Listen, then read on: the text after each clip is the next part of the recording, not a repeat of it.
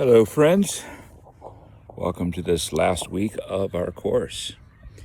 I'm out here on this lovely Sunday afternoon in the hammock of my backyard and just enjoying this weather and thought, oh, this would be a good space for me to talk to you all. I just want to tell you, first of all, how proud I am of your hard work. You really have come a long way. I love reading your thinking. I love reading your papers. So looking forward to reading your projects. I know you're creative and you're thoughtful. You've been so kind to each other, and I really, really appreciate all that. That really means a lot. And I hope you continue that. I have no reason to think you won't.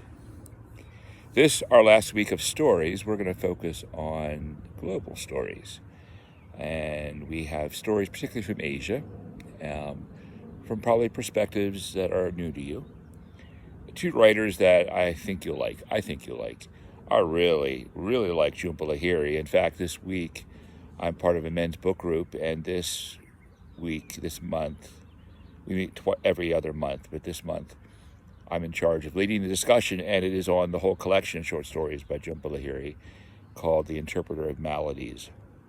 It got the Pulitzer Prize, and I think it actually, my opinion is, it got that because of that first story in particular. And that's the story that you're reading for today. It's a heartbreaking story, but man, is it beautiful. And I hope you find it beautiful. I hope, if nothing else, we want to focus on culture. I want you to think about how does it reflect culture, and a culture that's not yours. All the stories we read, obviously, reflect culture in some way. But because these are cultures that probably are unfamiliar to you, you may be more aware of some of these cultural ways of writing, as well as the content and the stories and the situations that they encounter. I'm curious to see what you think as you discuss, and that's really the discussion point for this week, is looking at culture. It sounds like most of you know what you're doing for your next project, the author's project. You've asked me some good questions, and hopefully you're well on your way to finishing, if not being finished already. And then the final project, I hope you have found fun, and it's really creating your own story. Practice the storytelling we've been doing all through the semester, and I've encouraged you to build your story and keep adding to your story and to try things out. It really is a space for you to experiment, and I want you to experiment. Really, the two things I'm looking for is that it's a story, it's a complete story, and you should be able to tell me at least one, if not more, writers that influence the story, whether in the style or the content or both. So think about that, talk about that. Play. This is a chance to experiment, to try some things.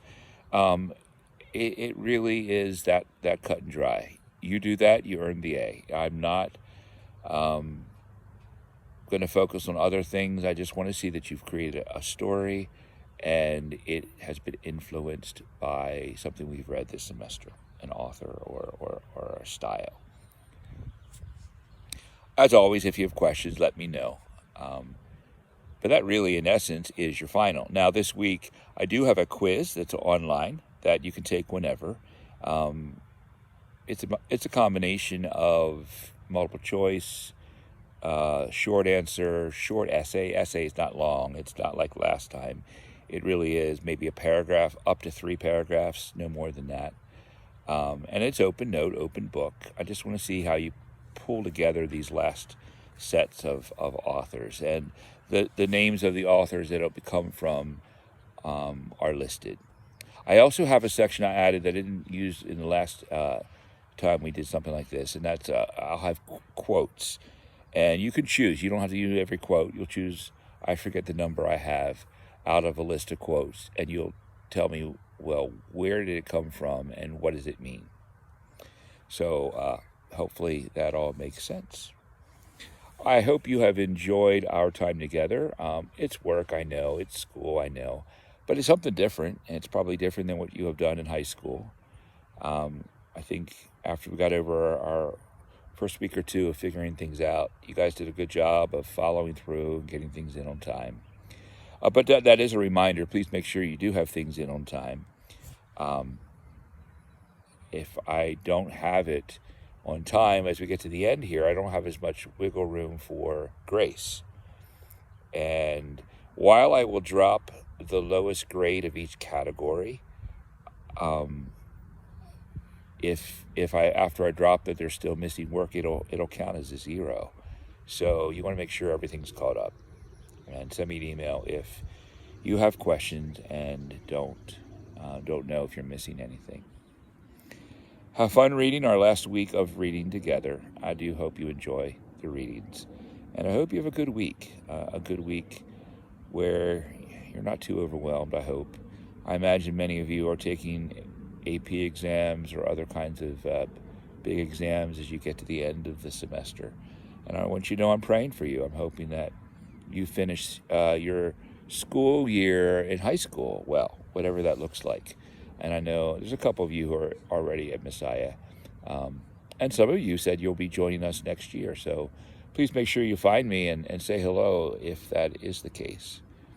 And please keep in touch. I'm happy to be a reference for any of you. I know as you get into applications, you may need those kind of references. So feel free to drop me a line anytime, and I'm happy to help you. I'm also happy to look over any of your college materials or essays. I'm happy to do that for you. Sometimes an outside editor can catch things you don't catch.